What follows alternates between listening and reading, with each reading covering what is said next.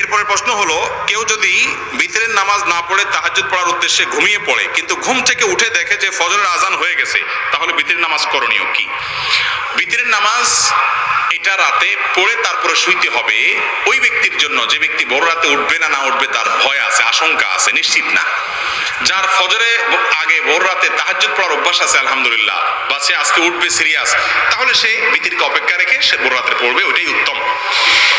আর যার ভোর রাতে উঠার কোনো নিশ্চয়তা নাই, তার জন্য আগে পড়াটাই উত্তম। এখন কথা হলো, ভোর রাতে উঠার আশা ছিল জোরালো, কিন্তু কোনো কারণে উঠা হলো না, কি করতে হবে? পরবর্তীতে বিতরের নামাজ পড়ে দিতে হবে। সেটা আপনি সকালে পড়েন কিংবা দিনে পড়েন, আপনাকে অন্য সময় আপনাকে পড়তে হবে বিতরের নামাজটা।